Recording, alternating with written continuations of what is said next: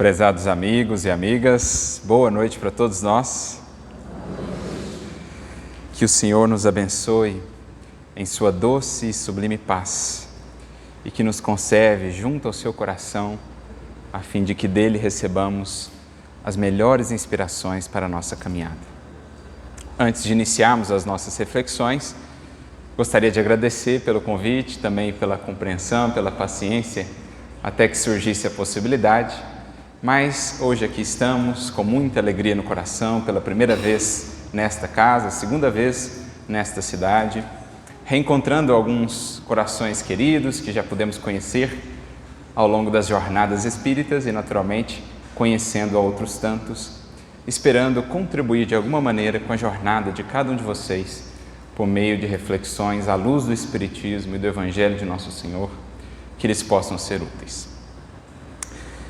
Após 2 anos preso em Cesareia Marítima, o apóstolo Paulo, já marcado pelo tempo, pelas muitas lutas, as tantas cicatrizes a ostentar no corpo, se preparava para mais uma jornada. Uma jornada até, de certo modo, épica, longa, que o levaria, enfim, àquela cidade por ele há muito almejada, a capital do império, a capital do mundo conhecido de então, a cidade de Roma. Ele que já havia planejado em outros tempos, em outros momentos, a sua ida até lá, mas o Senhor havia entendido que ainda não era o momento e o chama de volta a Jerusalém, para que ali pudesse auxiliar aquele com quem tinha uma certa dificuldade e ali pudessem também se acertar, fazendo as pazes, ajustando, aparando as arestas e consolidando mais uma etapa na sua atuação como grande divulgador do Evangelho de Jesus.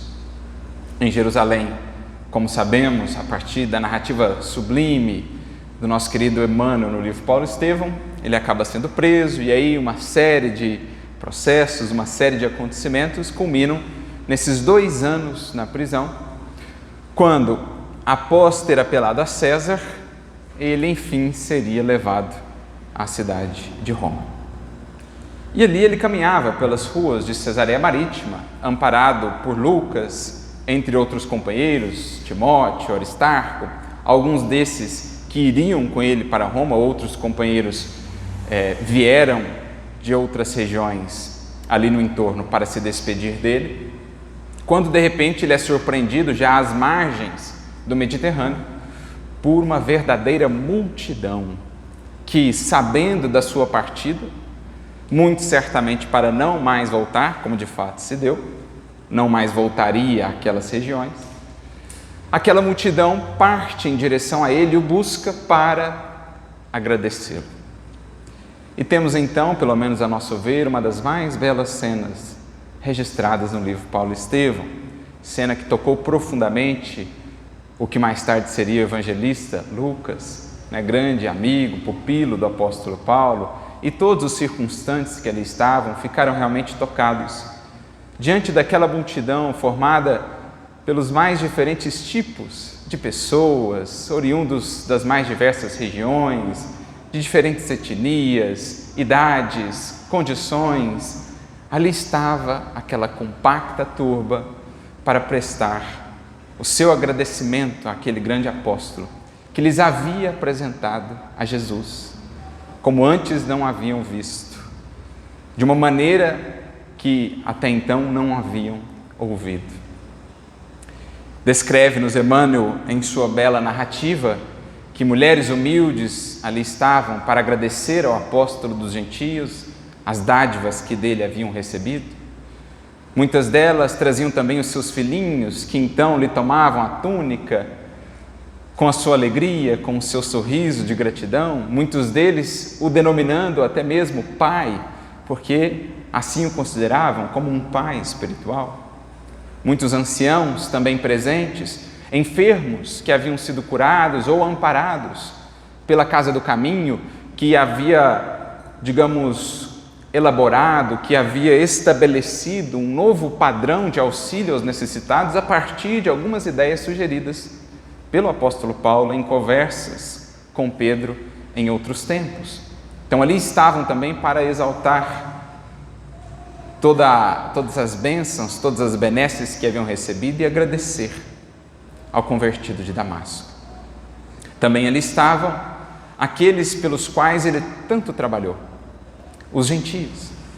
Ele, outrora, tão ufanista em suas crenças, fariseu que era, muito centrado na lei mosaica e, portanto, com pouco interesse ou disposição em olhar para os outros povos, para além de Israel, ele que agora havia se convertido no grande advogado dos gentios, pleiteando a causa junto aos seus companheiros de crença de que, sim, eles também deveriam ser recebidos e sem quaisquer imposições de natureza mais formal ou convencionalismo quanto às suas crenças. Então ali estavam muitos gentios convertidos também para agradecê-lo. E diante daquela cena tocante, das lágrimas que marcavam muitos rostos, das expectativas, dos anseios, como seria dali por diante, com a ausência daquela grande figura, alguns perguntavam: quem nos ensinará doravante a sermos filhos do Altíssimo? Como a dizer que aquela vida era uma demonstração patente, de fato viva, do que é expressar a nossa filiação divina, dando cabo em nós da obra do Evangelho, levando às últimas consequências o programa proposto por Jesus. Paulo era de fato o Evangelho vivo. E por isso muitos perguntavam: em que páginas agora poderemos ler esse Evangelho vivo, tão eloquente, tão marcante, que em ti temos lido, que em ti temos visto? Com a palavra, Emmanuel, em sua belíssima narrativa, todos lhe pediam que ficasse, que não partisse, que voltasse breve para os serviços abençoados de Jesus.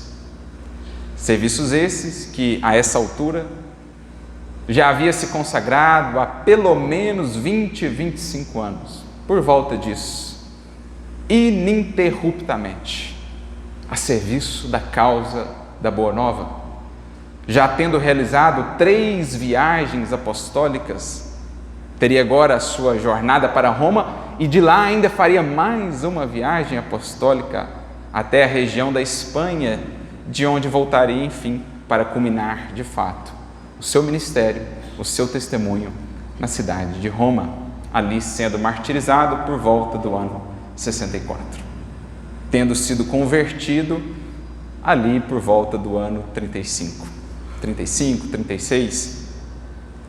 Então, mais ou menos 30 anos ao final daquela existência teria esse grande colaborador de Jesus, 30 anos de uma tarefa incansável, perseverante. Quando, diante daquela cena, no entanto, ele é impelido a voltar no tempo e a lembrar-se do início de tudo aquilo, quando pela primeira vez teve um contato mais direto com a mensagem de Jesus. Ele que até então era um jovem muito promissor no seio do seu povo, tinha por volta ali dos seus 30 anos, quando em Jerusalém ouve falar dos seguidores do caminho, dos seguidores do carpinteiro ou do nazareno. Com um amigo, vai até aquela casa nos subúrbios de Jerusalém e ouve a eloquente palavra de Estevão. Temos ali um divisor de águas na existência daquele espírito. Ele, no entanto, não de pronto abriu-se aquela luz. Como sabemos, resistiu, recalcitrou contra os aguilhões, tanto quanto pôde, até que não pôde mais resistir. Mas nesse ínterim, desde a primeira vez que ouviu Estevão pregar até a sua conversão às portas de Damasco, foi ele o primeiro e acerbo perseguidor da mensagem cristã. Logo, considera o alcance, o poder que aquela mensagem teria e pensa então consigo: é preciso eliminar no nascedouro, é preciso eliminar essa erva daninha, a seu ver, quanto antes, porque reconhecia o potencial daquela mensagem e assim recorre aos seus superiores para que pudesse iniciar aquele movimento de perseguição. E naturalmente que inicia a sua perseguição, depositando toda a sua fúria, voltando o seu despeito para aquela comunidade, para aquela casa, a casa do caminho, onde tivera aquele primeiro contato com a mensagem de Jesus. Julgava ele que aquele jovem Estevão havia sido ousado por demais, havia mexido com os seus brios, e então, movido daquela insânia, inicia as perseguições, indo à casa do caminho para promover as primeiras prisões. E é a essa cena, ou a esse momento, que ele retorna diante daquela multidão que agora o agradecia. Ele se lembra de uma outra multidão que, mais de 20 anos atrás, ele pôde ver na casa do caminho. Só que a situação agora era completamente outra, diversa. A multidão agora agradecia uma outra figura que expressava também, tão bem, a mensagem de Jesus, a figura de Simão Pedro, que era uma espécie de pai daquela comunidade, de todos os aflitos que ali estavam acolhidos. E ele, Saulo, era agora o algoz, aquele que promovia a separação entre aquela multidão tão necessitada de arrimo, de esperança, tão grata à figura daqueles primeiros seguidores de Jesus, que faziam parte da casa do caminho, Pedro, João, o próprio Tiago, filho de Alfeu, conhecido como Tiago Menor, entre outros. Filipe ali esteve também na casa do caminho no início, nos primórdios, o próprio Estevão, Gesiel, Nicolau, entre outros, os chamados diáconos. Aquela multidão profundamente grata se via agora apartada daquelas figuras que tanto lhes haviam auxiliado, pela sanha perseguidora daquele fariseu, daquele doutor da lei. Então, diante dos seus olhos espirituais, em sua tela mental, Saulo, agora convertido em Paulo, via o contraste daquelas cenas. Agora, a multidão que o agradecia, que o emocionava. Outrora, ele que feria aquela multidão, ou uma multidão similar, porque a distanciava daqueles corações que tanto lhes haviam auxiliado. Então, subitamente recordou a velha cena da prisão de Pedro, quando ele, Paulo, arvorado em verdugo dos discípulos do Evangelho, visitara a igreja de Jerusalém, chefiando uma expedição punitiva. Então, sabe-se lá que forças da vida, talvez processos internos dele próprio ou a inspiração dos seus benfeitores, o fizeram remeter àquela cena. Aqueles carinhos do povo lhe falavam brandamente a alma. O povo que ali estava ao seu redor agora, passados mais de 20 anos, significavam que já não era o algoz implacável que até então não pudera compreender a misericórdia divina. Traduziam aqueles carinhos, aqueles agradecimentos da turba, a quitação do seu débito com a alma do povo.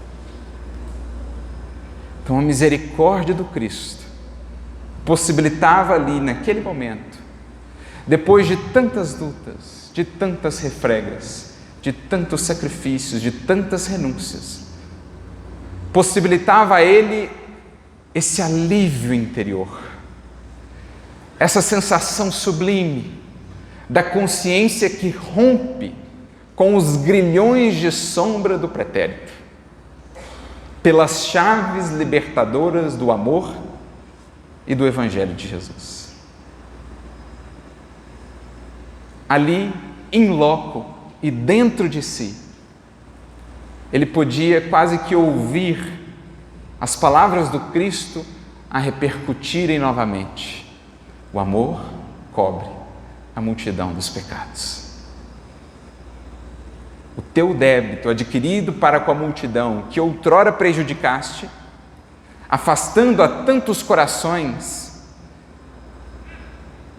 de uma fonte de consolo, talvez de um caminho redentor, de esperanças, de luzes, de bênçãos, os débitos adquiridos pela tua insânia, pelo teu egoísmo mascarado de serviço a Deus, pelo teu orgulho que se sobrepôs à vontade divina, cegando-te a visão espiritual, que só seria restituída em Damasco por Ananias, tudo isso agora encontra quitação.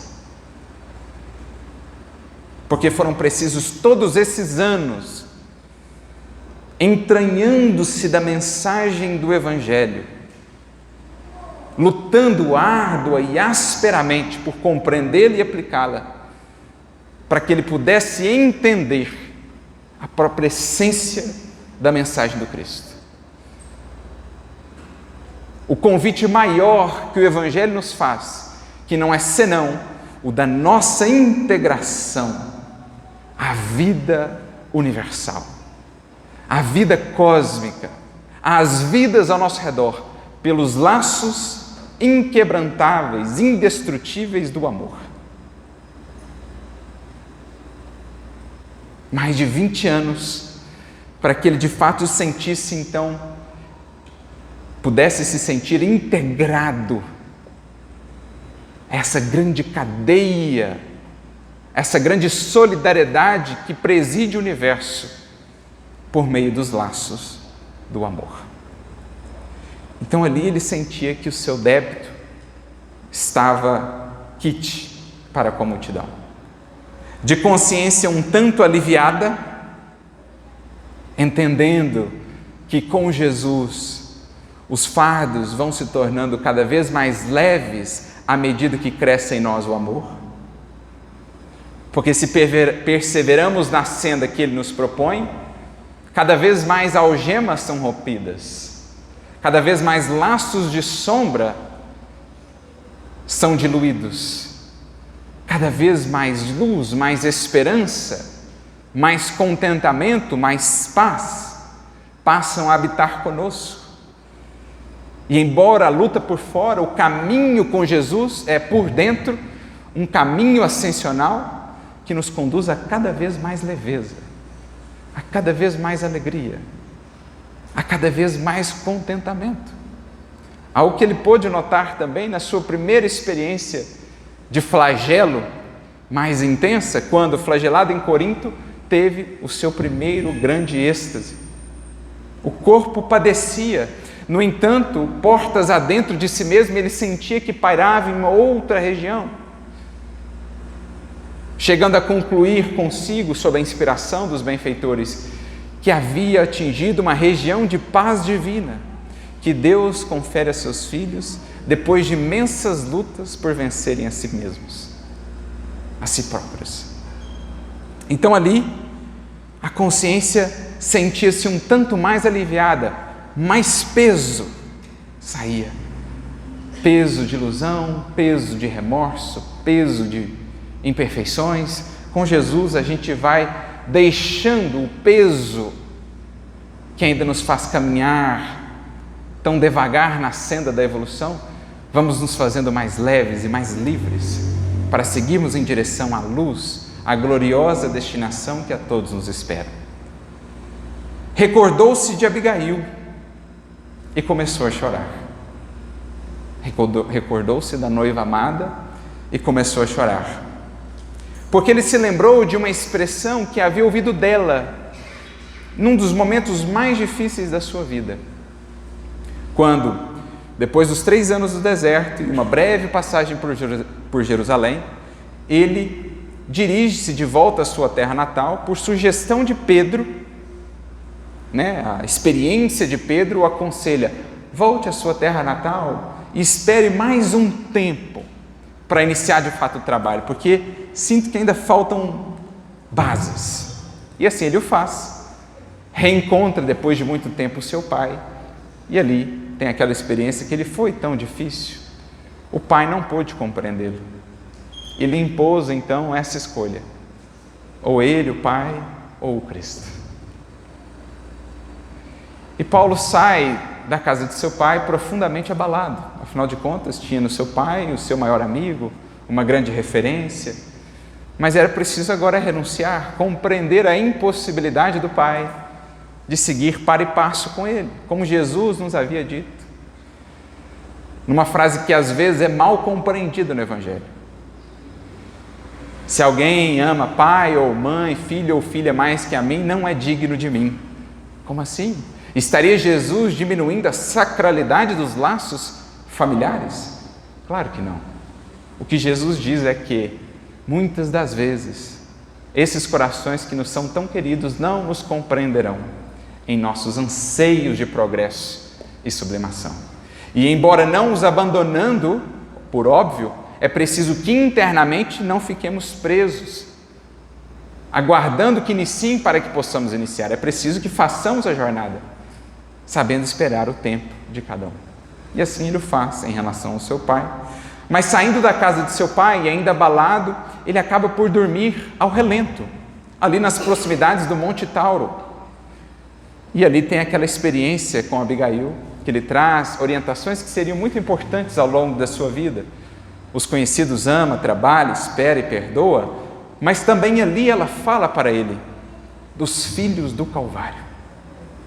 Ele que quando jovem sonhara tanto em ter uma família, filhos e tudo mais, agora vislumbrava que no seu horizonte aquilo não constituía mais um propósito divino, não estava dentro dos planos do mais alto, por ora, naquela existência, constituir uma família neste plano.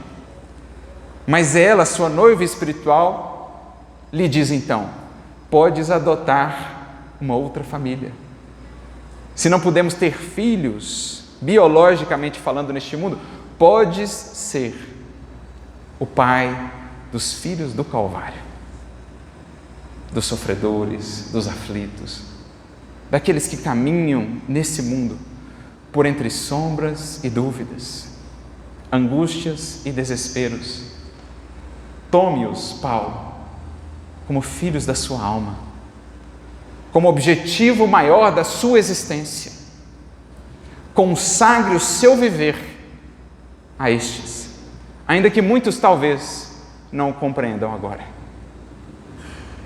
Mais tarde ele diria, de maneira muito bela, a refletir esse novo espírito que adota para si, de completa doação. Ele diria em uma de suas epístolas: eu, de muito boa vontade, gastarei e me deixarei gastar por vós, ainda que amando-vos cada vez mais, seja por vós menos compreendido. Ele fez disso o mote da sua existência, consagrar-se às vidas sofridas, aflitas, perdidas ao seu redor, espargindo bem, sem esperar o resultado desse bem semeado. Claro que todo bem semeado, cedo ou tarde, volta na forma de doces frutos e de um suave perfume. É o que ele vivia nesta cena que estamos descrevendo. Mas isso começa lá atrás, quando, com Abigail, firma esse compromisso, um noivado espiritual, cujos filhos desta união, desse esponsalício, seriam os do Calvário. E é por isso que ele chora nesse momento, porque diante daquela multidão ele relembra o pedido da noiva, e como que internamente pode dizer a ela: minha amada, o que me pediste eu fiz. Aqui os nossos filhos, eis os nossos filhos, eis o meu amor por ti e pelo Mestre, traduzido nesses corações que agora sorriem, que agora têm consigo esperança para prosseguir. Por isso então ele chora, porque sentia-se ali como no seio dos filhos do Calvário que o abraçavam reconhecidos. Aqueles mendigos, aqueles aleijados, aquelas criancinhas eram a sua família. Lembrando mais uma vez, de todas as idades, de diversas etnias, porque ali estavam também os gentios, não só os judeus, das mais diferentes classes e condições sociais, desde criaturas bem colocadas nos afazeres do império, como as mais desprovidas materialmente falando. Ali estavam todos os tipos, todas as condições possíveis de criaturas humanas, e ele via em todos a sua família. Certamente também passava em seu coração e em sua mente a diferença do seu sentir, do seu pensar agora, para o seu sentir e o seu pensar de há mais de 20 anos.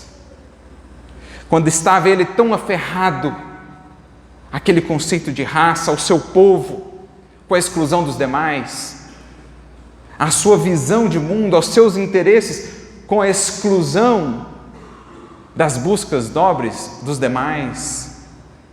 Ele que, como Emmanuel faz questão de nos apresentar no livro Paulo Estevam, na primeira vez em que ele aparece em um diálogo com um amigo, ele que tinha por objetivo crescer em influência, em poder, em eloquência, para conseguir então dobrar os joelhos de gregos e romanos à lei de Moisés.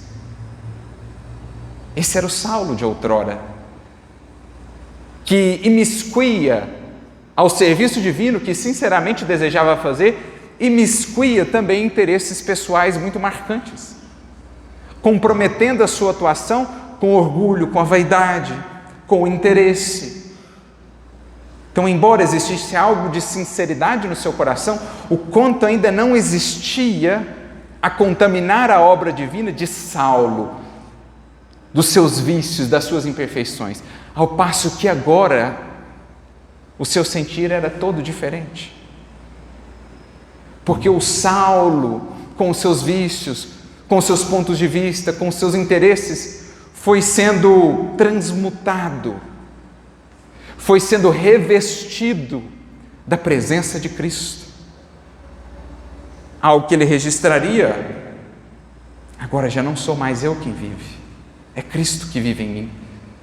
Isso naturalmente representa uma mudança visceral no nosso modo de sentir e de pensar, em que o interesse pessoal, em que o eu vai recolhendo-se ao seu devido lugar, o eu minúsculo, para que o eu divino se afirme.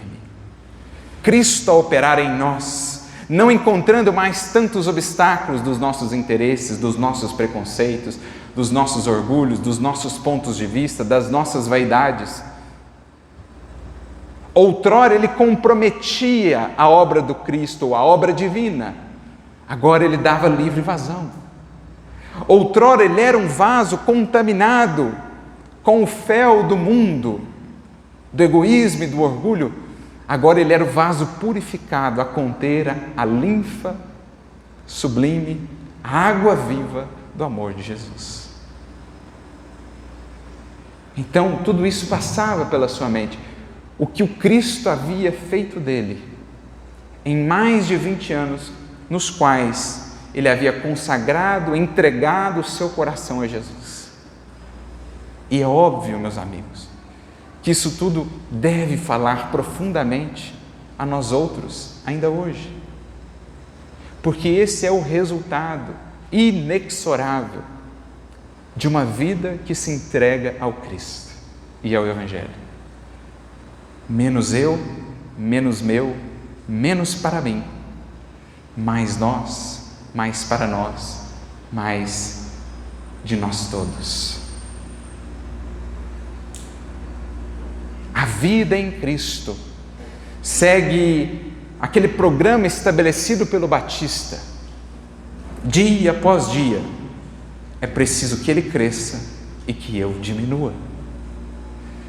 Passados 20 anos, o quanto não havia crescido dentro daquele coração a presença do Cristo, do legítimo interesse divino, e o quanto não havia decrescido, o quanto não havia se diluído o interesse pessoal, que conspurca, que contamina toda obra no bem.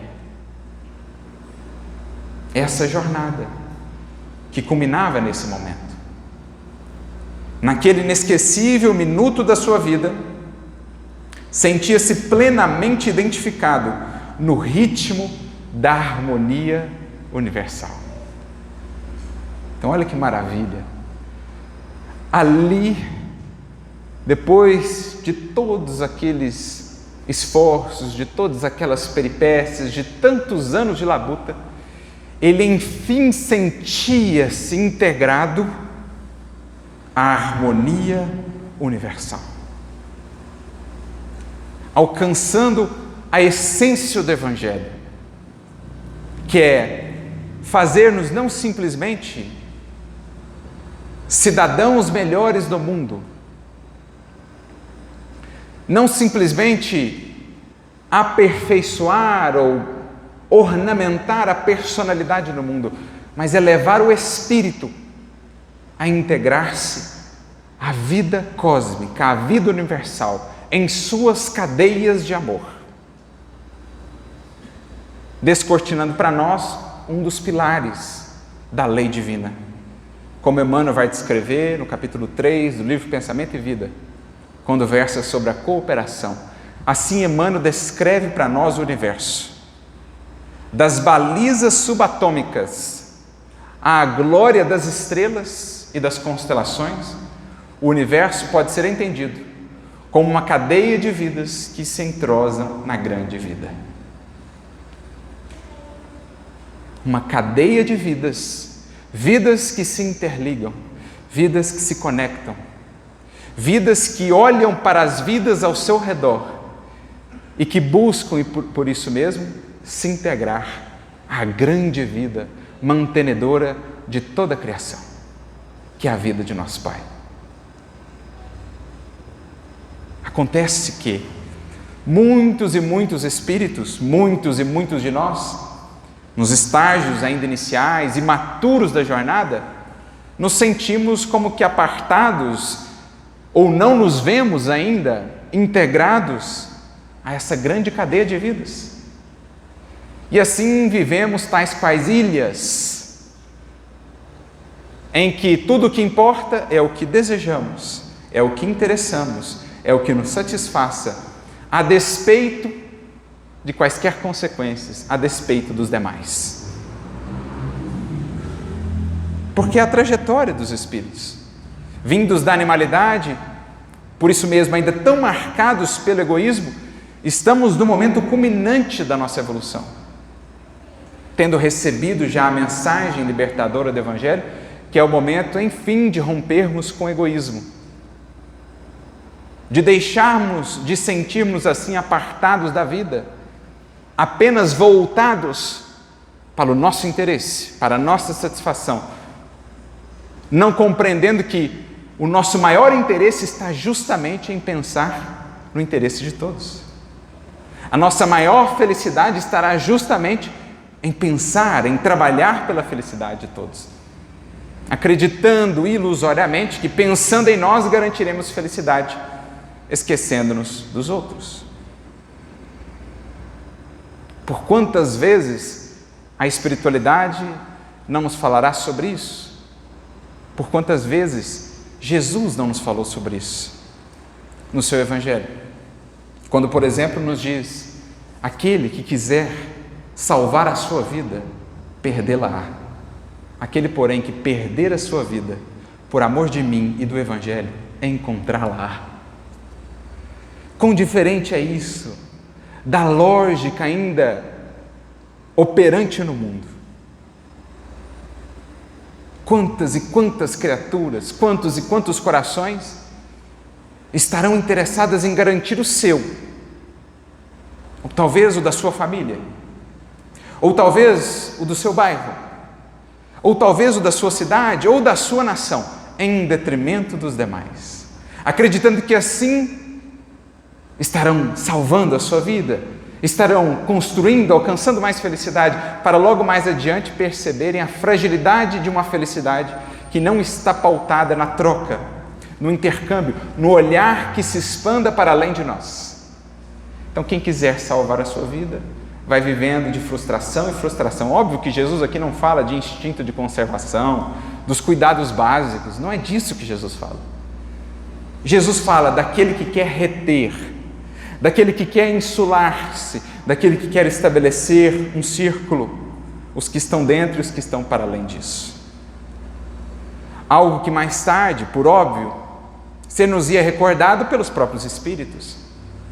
Nos estudos profundos que Kardec faz sobre a perfeição espiritual, sobre o processo de aperfeiçoamento do ser, vamos, por exemplo, encontrar a questão 895 de O Livro dos Espíritos. Quando Kardec pergunta assim: excluídos os vícios que são mais patentes, né, aqueles que são mais óbvios, qual o sinal mais característico de imperfeição? Resposta simples dos Espíritos, a princípio, depois eles complementam. Mas eles dizem: o interesse pessoal. E aqui, quando se fala de interesse pessoal, não devemos pensar às vezes, ou apenas, em um indivíduo. Porque às vezes o interesse pessoal ele se manifesta num grupo. Então, uma família que só pensa em si, e não nas outras famílias. É uma cidade ou uma nação que só pensa em si, e não nas demais. E que por isso, acreditando que aquilo é justificável, afinal de contas é o seu interesse, é o que vai lhes fazer bem, passa por cima do direito de outros, passa por cima da felicidade de outros, para conquistar aquilo que lhe atrai, aquilo que deseja.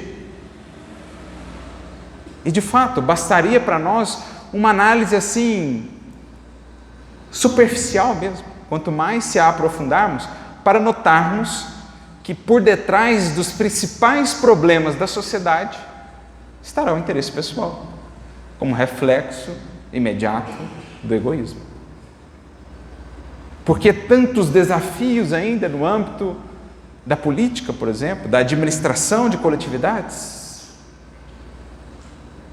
O interesse pessoal que estará por trás da corrupção, que tantas mazelas gera a nível social, mas que no plano do indivíduo estará por detrás do jeitinho que às vezes queremos dar, burlando certas coisas, para alcançarmos um intento, alguma coisa que nos libere de alguma responsabilidade. Quando a gente vai analisando a fundo, vamos vendo que o interesse pessoal constitui-se ainda para muitos e muitos espíritos, mesmo para nós em muitos aspectos da nossa vida, nessa amarra que nos impede, ou nesse muro que nos impede de comungar com as vidas ao nosso redor e de nos sentirmos assim mais ligados a essa vida, fazendo da nossa felicidade atrelada à felicidade dessas outras vidas que possamos construir. Então, o interesse pessoal, dizem os Espíritos, é o sinal mais característico. Viver só para si, esquecer-se do outro, esquecer que a sua vida só se planificará em felicidade, em desenvolvimento, a partir do momento em que ela estiver consagrada também às outras vidas, às vidas que te cercam. Porque isso é uma lei da vida, é uma lei de Deus. E é isso que, mais tarde, Paulo registraria. Aliás, nessa cena aqui, ele já havia até registrado antes, porque ele envia a carta aos Romanos antes de ir para lá. Na sua carta aos Romanos, capítulo 14, versículo 7, Paulo haveria de registrar algo que ele viveu e notou em sua própria vida, em sua trajetória. Enquanto vivia muito cerrado em si, nos seus interesses, nos seus projetos, nas suas ambições, a sua vida não florescia.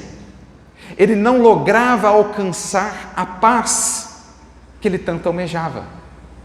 E que ele passou a ver naqueles mesmos que perseguia os primeiros cristãos. Ele analisava, refletia consigo: eu não tenho paz. E, no entanto, alcancei praticamente tudo que eu almejava até aqui.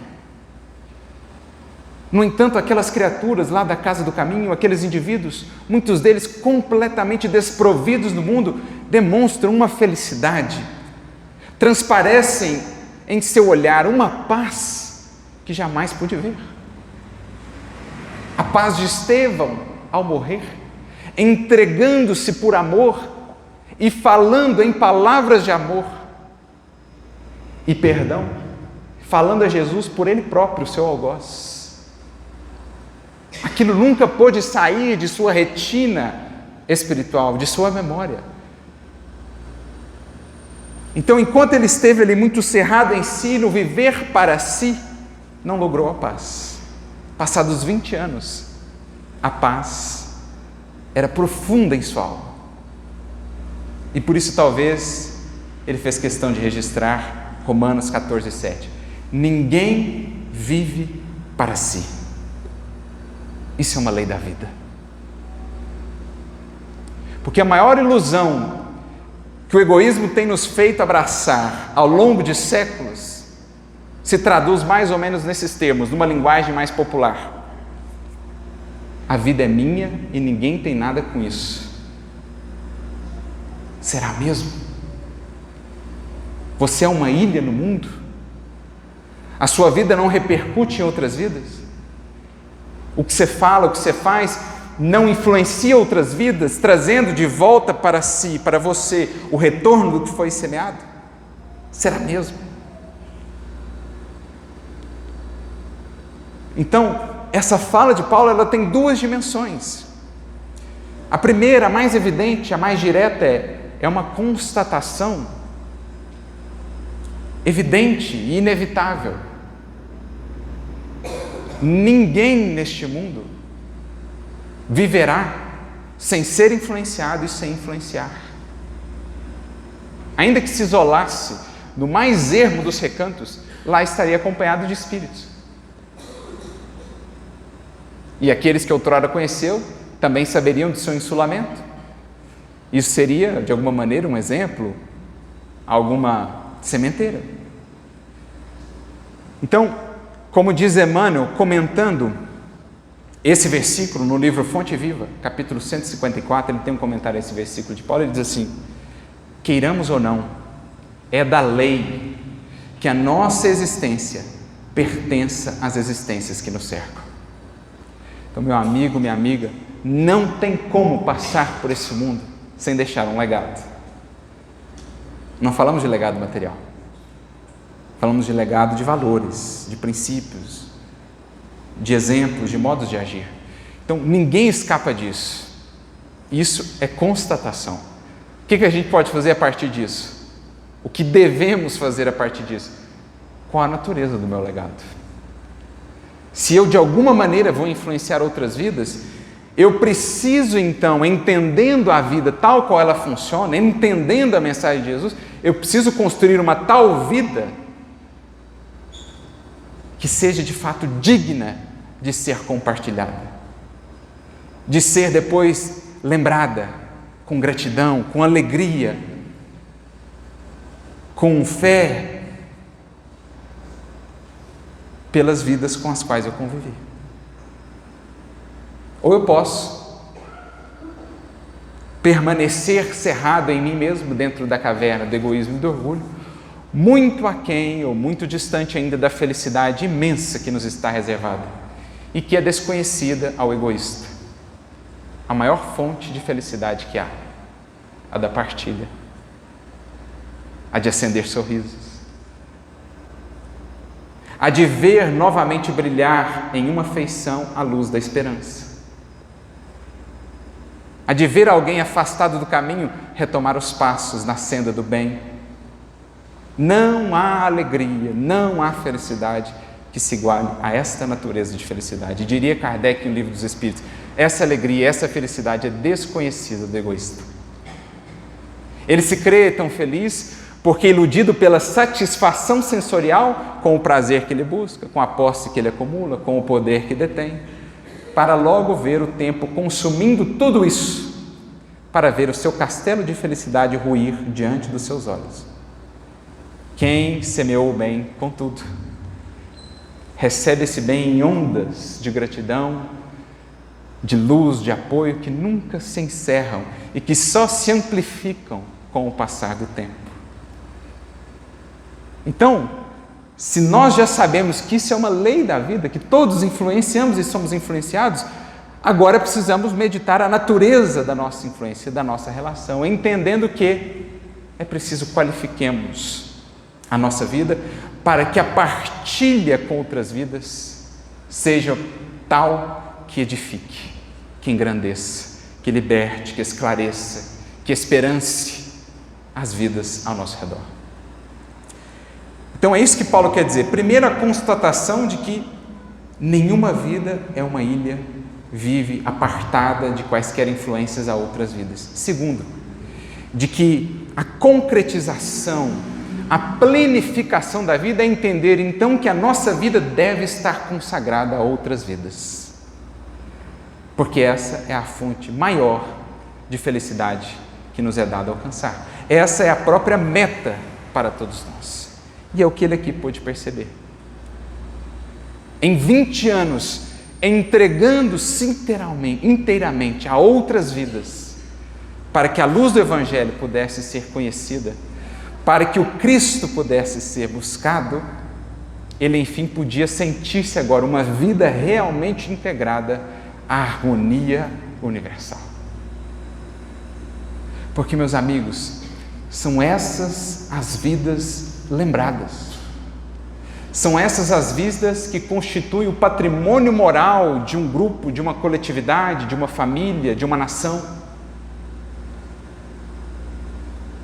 Os livros de história, os anais de história, podem até falar daqueles indivíduos que viveram para si,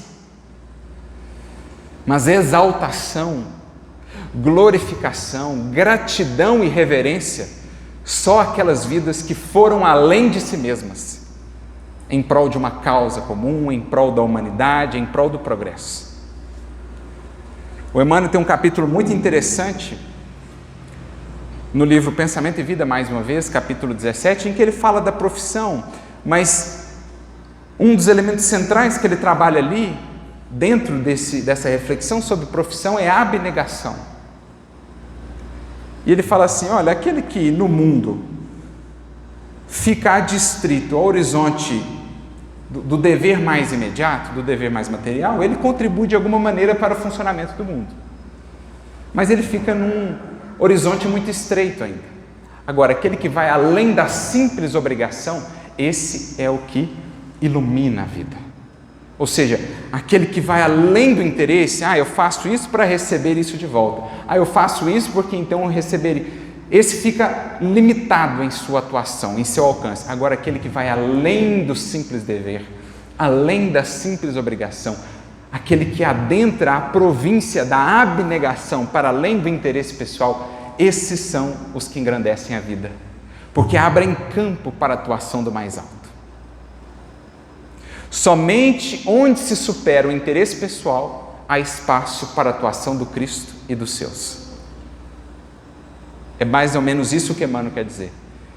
E ele fala, nós sabemos isso tão intuitivamente enquanto espíritos, porque a lei também está em nós, que ele diz lá, toda nação, toda coletividade sente necessidade de reverenciar os seus heróis, de reverenciar as suas grandes figuras.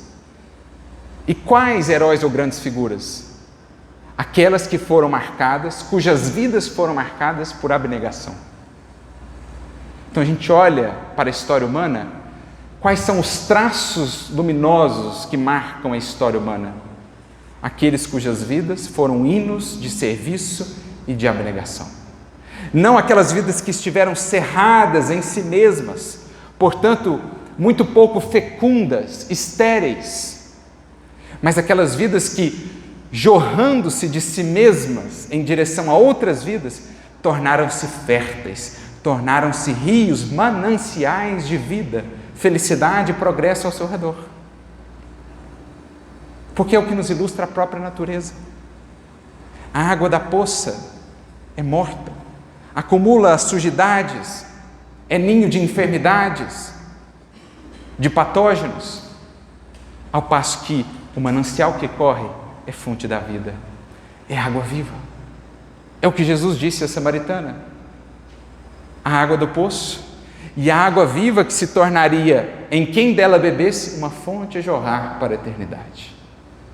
É a diferença entre o espírito fechado em si, por mais que beba, busque dessa água, sempre terá mais sede, em contraposição ao espírito que se oferta, aquele que se converteu em fonte, que nunca mais terá sede, porque agora a água nasce de si, ou passa por si, a água vinda de Deus, o amor.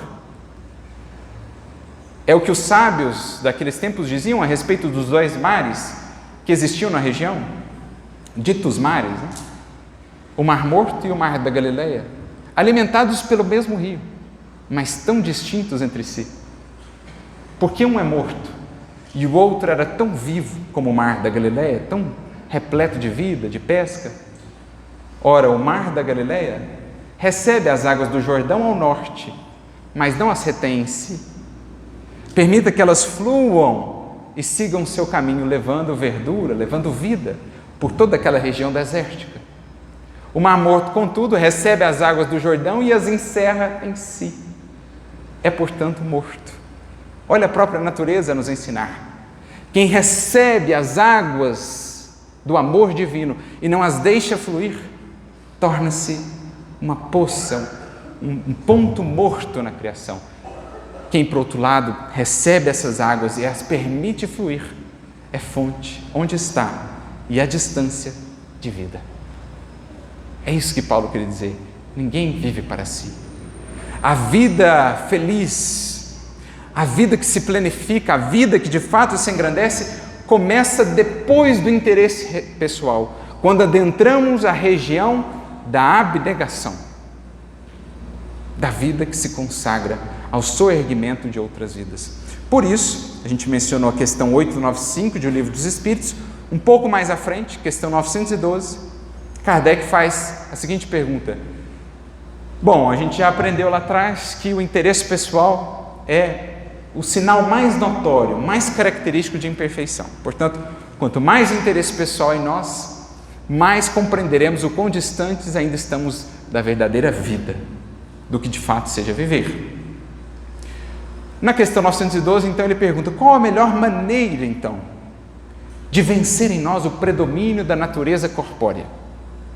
Vamos colocar em outras palavras: qual a melhor maneira de vencer o egoísmo, as paixões, que nos fazem crer ilusoriamente que seremos felizes desde que alcancemos o que desejamos, desde que nossas satisfações sejam atendidas, não importa o que suceda com os demais, com a sociedade, com os outros.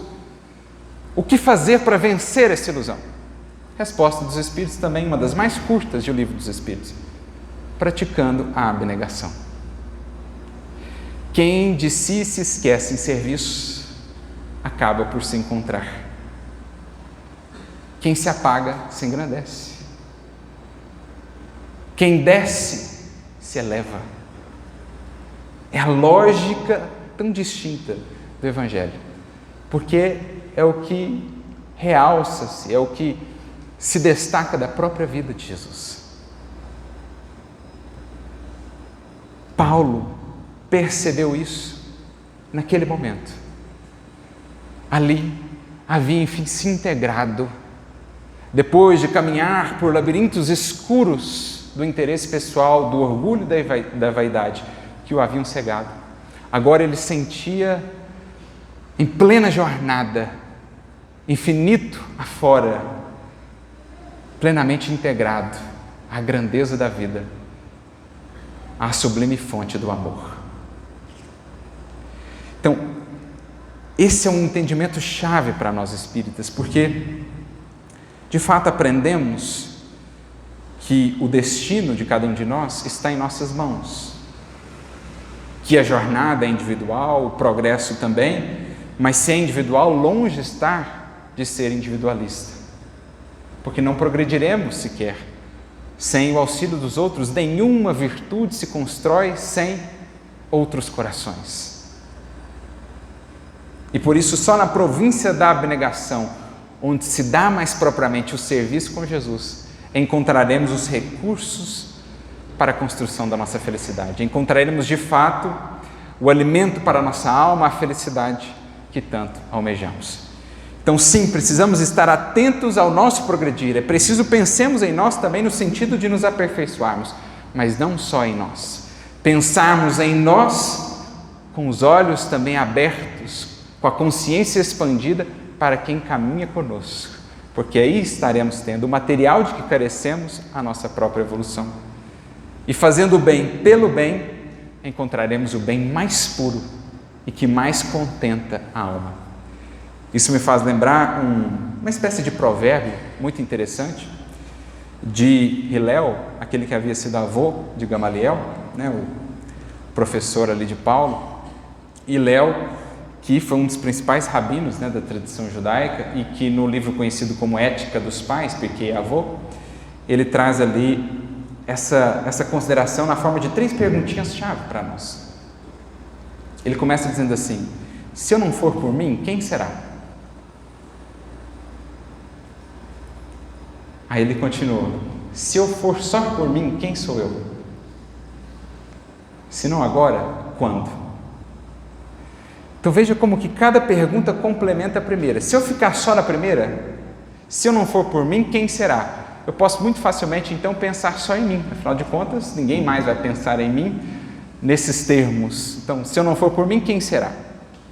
Então aqui ele quer frisar a importância do cuidado que deveremos ter com a nossa vida, com o nosso progresso. É o nosso dever maior, mais fundamental. Mas não podemos ficar cerrados nisso. Se eu não for por mim, quem será? Agora, se eu for só por mim, quem sou eu? No que me torno se eu pensar apenas em mim? Perdi o rumo da evolução. Afastei-me daquilo que é a proposta mais essencial. Sim, o progresso está em minhas mãos, devo pensar em mim, no meu progredir, mas jamais me esquecendo de que esse progresso só se realiza pensando nos outros. E se não agora, quando? Por que não agora? Não? Então acho que essas 3 frases resumem bem o que deve ser para nós a proposta. Não podemos descurar do trabalho que nos cabe. Ninguém virá fazer por nós o que nos compete, nem mesmo o mestre.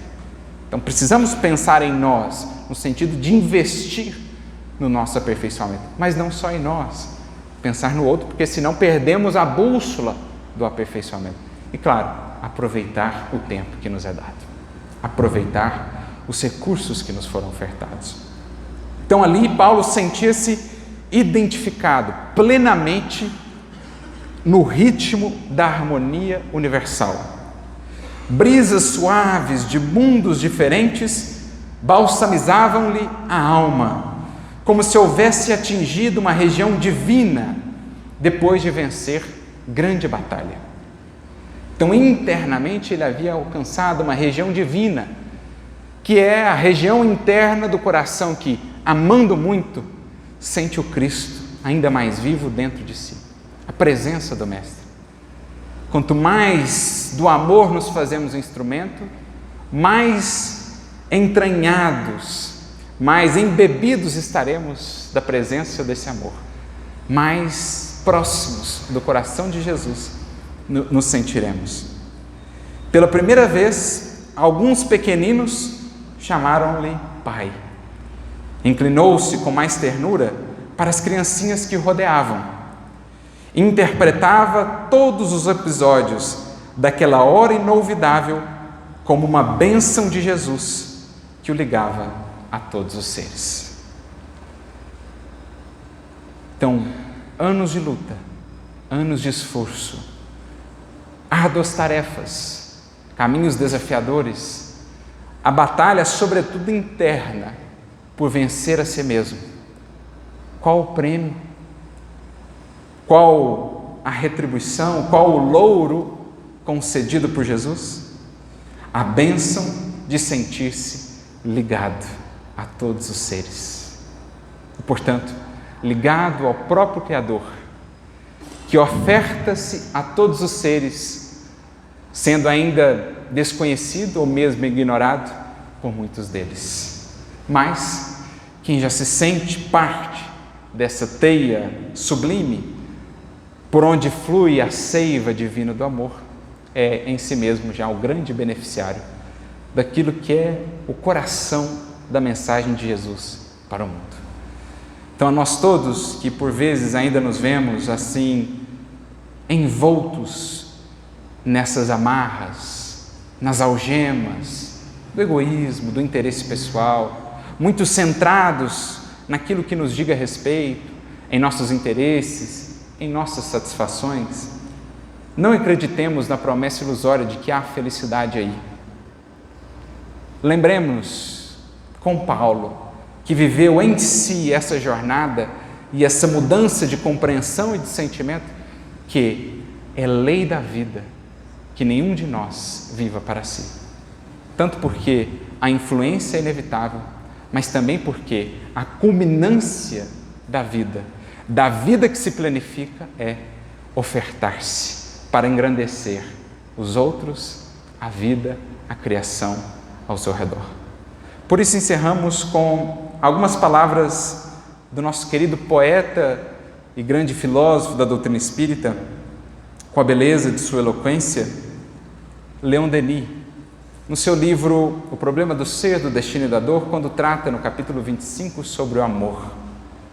Assim ele nos dirá: o uso mais nobre que se pode fazer das faculdades é trabalhar por engrandecer, desenvolver, no sentido do belo e do bem, a civilização, a sociedade humana, que tem as suas chagas e fealdades, sem dúvida, mas que é rica de esperanças e magníficas promessas.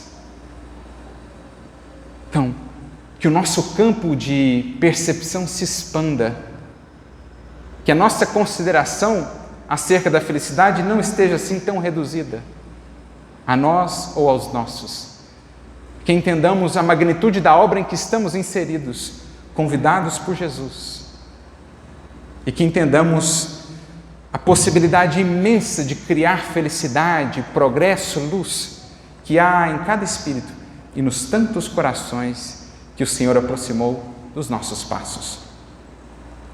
Essas promessas transformar-se-ão em realidade vivaz no dia em que a humanidade tiver aprendido a comungar pelo pensamento e pelo coração com o foco de amor, que é o esplendor de Deus. Amemos, pois, com todo o poder do nosso coração. Amemos até o sacrifício, como Joana d'Arc amou a França, como Cristo amou a humanidade. Até o último ato. Gosto muito de um versículo de João, iniciando a última ceia, quando ele descreve lá no capítulo 13, a respeito de Jesus. E tendo-os amado, amou-os até o fim. Amar até o fim, meus amigos. Levar o Evangelho em nossas vidas às últimas consequências é o único caminho da felicidade real. Porque aquele que nos traz aqui hoje, aquele que passados séculos nos encanta e nos fascina, só o faz pelo quanto amou. Não pelo quanto possuiu, não pelos cargos que ocupou, não pelas posições no mundo que alcançou. Só o faz pelo quanto amou e por ter amado até o fim.